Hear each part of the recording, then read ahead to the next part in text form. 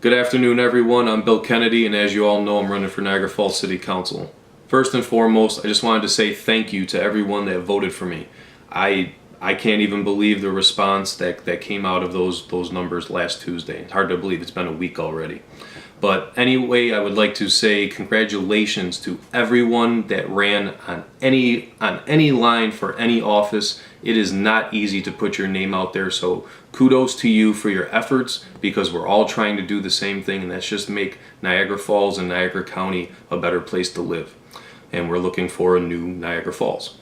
With that in mind, here are a few ideas and a plan for us to grow out of the enormous problems that we face. Now, while my opponents want to make this election about blame, blame is not going to solve our problems. Going forward, we need to start thinking about growing. Grow, grow, grow. Every time we think about an item, a budget item, a spending item, it should be grow. How is this going to help us grow?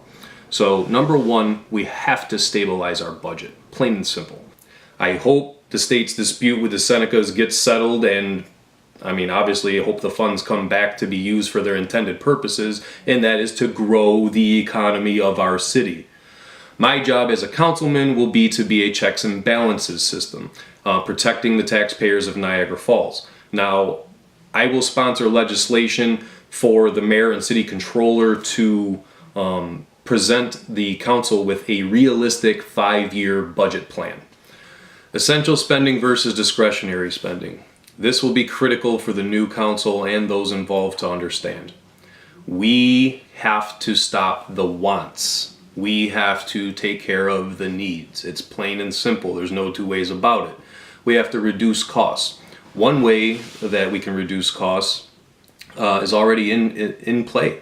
I saw it happen firsthand when my father retired from the city. So you have your senior members retire, and you get a new, younger workforce in there. And they're not paying for high prescription costs and things of that nature. USA Niagara. Now, they are set up with the intent of casino money covering the payments. Well, guess what? We don't have that money, and the payments must stop immediately. I know some people aren't going to like that, but that's just the way it is. They have helped with projects, and I firmly believe that New York State can and should fund this department. It's the mayor should just simply renegotiate to have that taken care of by the state. Another idea is we have to consider recommendations from the Financial Restructuring Board, specifically utilizing Niagara County Economic Development Services. That's straightforward. I don't know why we don't do that. Another idea is to better utilize our tourism and parking funds. This just generally helps reduce the general budget expenses. One thing, in attending a lot of these city council meetings and watching things go back and forth, city council needs organization. We are long past due for committees. It is mind-blowing that we haven't adopted these working committees. This would probably end most of the dysfunction that we see on a regular basis. We just need an administrative committee that regularly meets with the city administrator to review all resolutions before they're brought to city council. I think it's quite straightforward, quite simple.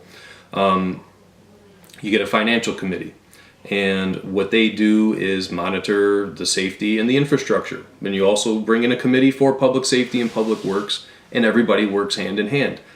I think there's a huge division of all of those separate different departments, and it shouldn't be like that. We live here, we're the city, we have to function together, we have to work together. You don't have to like the person you work with, but we all have to coexist together to try to find happiness.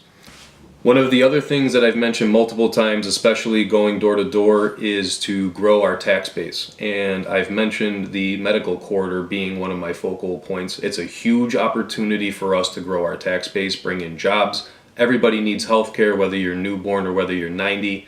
Health care helps rebuild the areas that you live in. It's just plain and simple. But for us, the area near Niagara Falls Memorial Medical Center has tons of open opportunity for us to expand that medical corridor. So I would like to propose a committee of members from the administration of Niagara Falls Memorial Medical Center and government officials of each level, city, county, and state, meeting to do that. And I think this would be the absolute best use of our casino money should that money come back in. obviously it's a big issue, and hopefully it gets rectified soon. A huge opportunity. I see it everywhere I go. You see it everywhere you go. Better use of our waterfront. I don't know how many times everybody can bring it up, how many times we can talk about it. We have to start executing plans that are already in place. This is why it is key to rebuild the casino funding. This is what casino money was designed for. We need to become a year-round tourist destination. Winter activities, and then you utilize Destination Niagara to promote. It's a win-win situation for everybody. The other thing I mentioned on some of my literature that was mailed out is to utilize the Canadian marketplace.